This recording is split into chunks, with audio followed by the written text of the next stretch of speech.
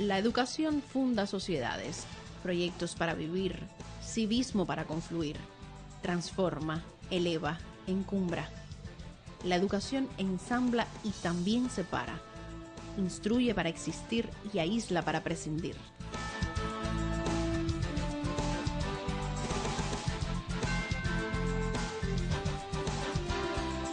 Cubavisión Internacional dialogó con el presidente de la Asociación Mundial de Educación Especial, Orlando Terré Camacho. A 55 años de declararse Cuba territorio libre de analfabetismo, ¿cuánto hace el país por una educación para todos? ¿Es necesaria una educación donde lo diferente no sea excluyente? En la contemporaneidad, ¿la educación resulta herramienta de presión o se debe imponer como obra de amor?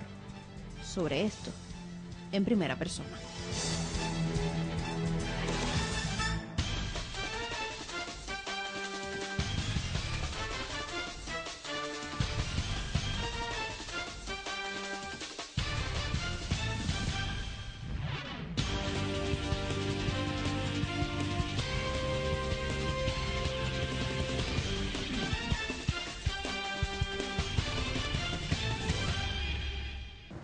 Profesor Orlando Terré, ¿qué hacer cuando traemos al mundo un hijo diferente a otros niños, al que esas diferencias algunos llaman discapacidad?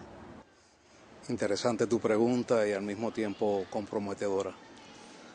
La llegada de un niño siempre es una representatividad de la vida y la vida se representa de muchas maneras.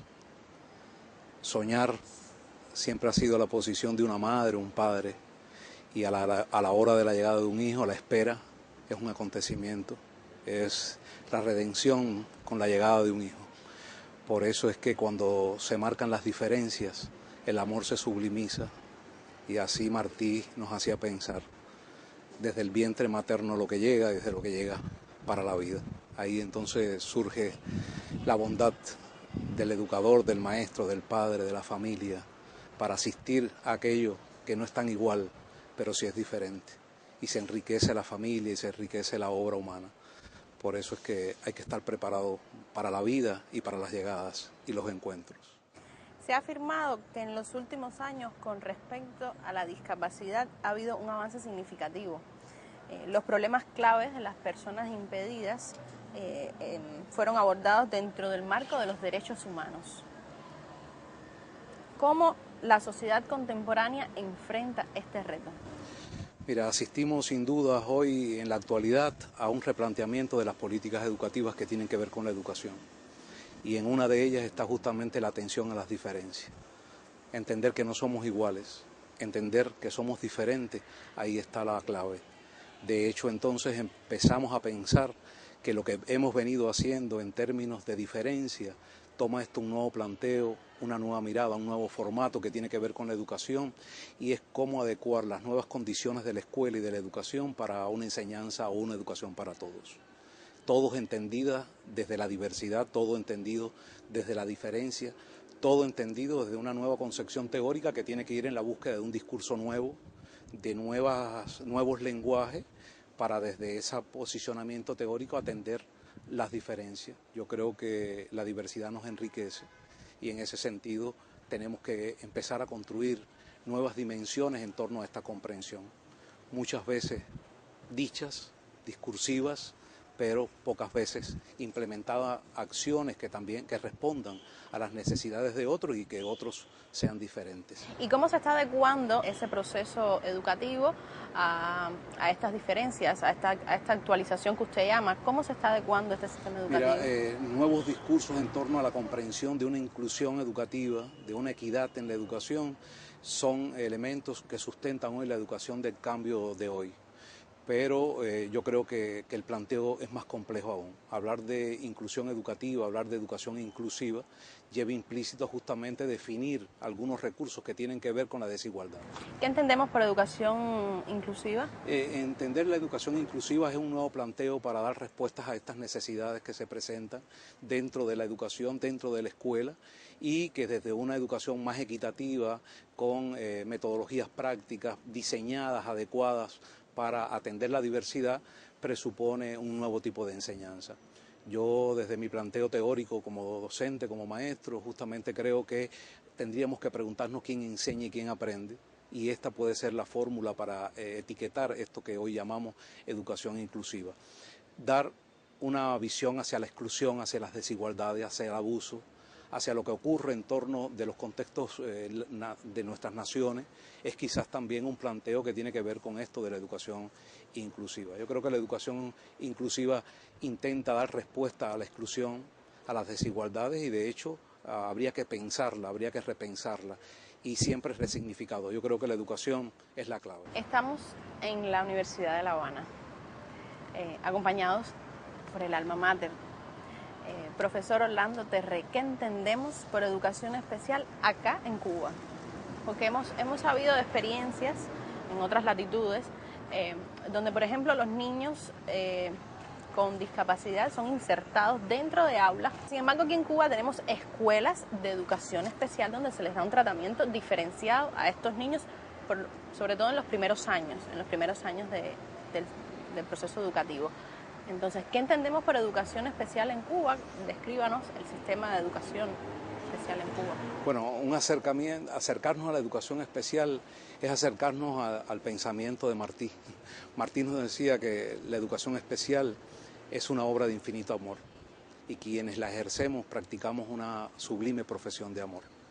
De ahí es que yo creo que el postulado de la escuela cubana es una escuela que históricamente ha atendido y ha aceptado las diferencias.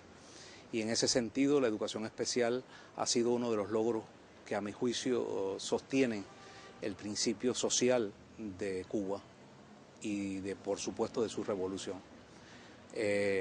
Si en otras latitudes tuviéramos que pensar en cómo educar a esos niños, yo creo que para Cuba esto ha sido sustentado desde su propia praxis, de su propia práctica, donde los niños asisten a una escuela y asisten a un tipo de enseñanza más desarrolladora, más especial, pero también una enseñanza que se viste de amor y se viste de esfuerzos para justamente remediar o de alguna manera erradicar aquellos errores sombríos de la ciega madre creación, como lo decía el maestro. De ahí es que mi conceptualización en torno a la educación especial cubana es justamente la defensa a las diferencias, a lo que el niño es capaz y puede hacer. Y en ese ejercicio de prácticas, yo creo que en Cuba encuentra la educación especial el ejercicio más fértil de las prácticas educativas. Una educación que tiene que ser pensada cada vez más desde la diversidad y para la diversidad, y que, a mi juicio, y vuelvo a reiterarlo, Cuba es un ejemplo de ello.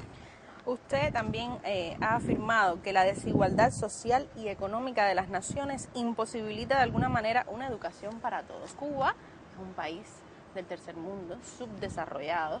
Sin embargo, la UNESCO dice que Cuba ha cumplido las metas trazadas para el 2030 en lo que tiene que ver con educación. ¿Cómo usted explica esto? Si Cuba es un país tercermundista, con problemas económicos, con problemas de desarrollo, sin embargo, tenemos las metas cumplidas. Bueno, los planteos o planteamientos de la UNESCO son los mismos que tengo yo. Es decir, yo considero también que las metas del decenio del 2030 en Cuba ya son realidades. Realidades entendidas justamente desde el compromiso, la acción y el amor que se ejerce desde el ejercicio de la educación cubana. Y en este sentido posiciono también que el mundo hoy es desigual. Vivimos en un mundo unipolar donde nos interesa mucho más la riqueza, la economía, y ha dejado de ser el hombre y Dios una parte ajena, partituras del pasado.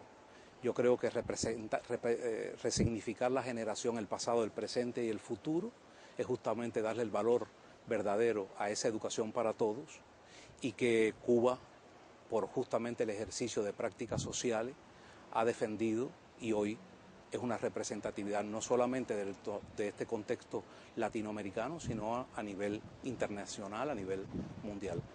Se me ocurre pensar que lo que hemos hecho y habíamos pensado es un logro. Y justamente es la satisfacción mía como maestro, como docente, como profesor cubano, y creo que la comparto con muchos que también ejercemos esta profesión de amor. El mundo está dividido. nos empieza a preocupar esta situación desigual y de hecho las economías, una globalización en torno a una economía global más eficaz es una necesidad para nuestras naciones, incluyo también a Cuba. La educación es el camino mejor, el más fértil, así plantean los teóricos. Yo creo que ahí está justamente una necesidad que tenemos que seguir pensando en los tiempos actuales. Pero incluso ya con las metas cumplidas según la UNESCO, supongo que a Cuba le falta todavía por avanzar. ¿Cuánto y en qué usted cree que a Cuba le falte por avanzar en este sentido? Yo creo que adecuarnos a los nuevos tiempos es una necesidad para Cuba y es una necesidad para todos los países del área y fuera del área. Creo que justamente ir en la búsqueda de nuevos recursos, nuevos formatos educativos, nuevos lenguajes, nuevos imaginarios en torno a la comprensión actual de la educación y hacia quién va destinada, justamente no es lo que falta, sino es un complemento a lo que ya hemos venido y estamos haciendo. De ahí es que tendríamos que pensar en nuevas observaciones, nuevas miradas en torno a este planteo de una educación para todos que también nos compromete. Usted ha afirmado que la educación es emoción. Con angustias ni se enseña ni se aprende. Entonces, ¿qué importancia le concede usted a los valores, a las emociones en esta educación inclusiva? Me encanta tu pregunta. Para mí yo creo que el abordaje de una pedagogía desde de la emoción, desde esa pedagogía que en libertad, entendiendo las diferencias, es el acontecer, es la verdad. En los planteos de las neurociencias, una nueva mirada hacia las neurociencias, hoy se debate la problemática de la necesidad de emocionar el aprendizaje del niño. Creo que lo primero que hay que emocionar es el cerebro, es la emoción. Y en ese sentido viene ese planteo mío teórico, práctico, vivencial, donde el desempeño del maestro tiene que ir encaminado justamente hacia lo que el niño es capaz de hacer, hacia la alegría de aprender y no simplemente ver lo que él no pudo hacer o de alguna manera etiquetarla. La educación hoy intenta buscar una nueva mirada en torno a la comprensión de esas diferencias y esas diferencias se dan ahí desde las emociones. Yo creo que la escuela de hoy, en la medida que atienda el proceso de emociones, el recurso de la alegría, del planteo de disfrutar y conceptuar y negociar lo que se está haciendo, está dando respuesta a las propias necesidades del alumno, del educando, y de ahí es el acontecimiento de aprender, enseñar a aprender. Usted es maestro de formación. Sí. ¿Por qué ha dedicado tanto tiempo a la educación especial? Cuéntenos. ¿Cuál ha sido su experiencia? Soy maestro de formación y creo, y puedo decir todos estos años de mi vida, de vocación. Esto me llegó a mí casual. Decían mi familia que siempre me entretenía con los diferentes del barrio. Me tocó acompañar a aquellos a los que marcaba la diferencia.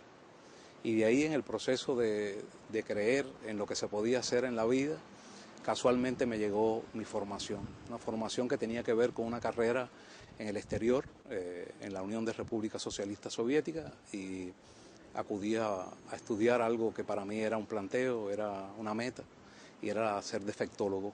Y de ahí surgió esta vocación por el quehacer. Me han llevado mis experiencias a otras latitudes, he tenido que comprender los discursos de la diversidad y posicionarme dentro de ellos para, desde mi vocación, construir un mundo lleno de esperanza y también de humanidad. Creo que hoy, cuando hablamos y planteamos este discurso en temas tan cercanos como es la diversidad, creo que lo primero que tiene que ocurrir en la formación es la vocación. ¿Qué consejos darle a ese maestro, a esos padres que todos los días intentan que sus hijos sean aceptados por un mundo que de por sí es discriminatorio? Ser consejero de esa tu propuesta es muy compleja, no complicada. Pero sí considero que siempre tenemos que estar con buen ojo visor para de alguna manera, desde lo que hemos venido haciendo, diagnosticar lo que no nos gustaría que pasase. Y ahí sí yo pudiera opinar. Yo creo, más que consejo, dar un criterio oportuno en este encuentro contigo. Y creo que pensar en los niños, pensar en la humanidad, pensar en nosotros, este puede ser el dilema. Intentar transformar la escuela en el dominio de lo que somos, desde mi formación. Intentar de que la escuela sea cada vez más libre, más activa, más creadora, y alejarnos del paradigma dominante que ha sustentado la educación por largo tiempo, que ha sido siempre esta a la que tú apuntas: más discriminatoria, más desigual, menos fortalecida, más etiquetadora, más clasificadora de lo que no hemos podido hacer. Yo creo que ahí está, y hacia eso encamino mi mensaje. La ciencia sin amor es destructiva. Replantearnos nuevas observaciones destinadas a la familia, a la escuela, a la comunidad. A las emociones. A las emociones. Yo creo que ese es el canto a la vida. Decía el gran poeta nuestro, Martí, que educación es humanidad. Por lo tanto, humanizarnos desde el discurso de la solidaridad, donde, como decía Juan Pablo II, seamos como pequeñas barreras que van avanzando y construyendo la esperanza del mundo. Ese puede ser quizás mi opinión y no mi consejo. No me declaro consejero, me declaro un simple observador y partícipe de esta idea de hoy y de esta Cuba que es mía y que la comparto. Muchísimas gracias. Gracias por compartir con nosotros.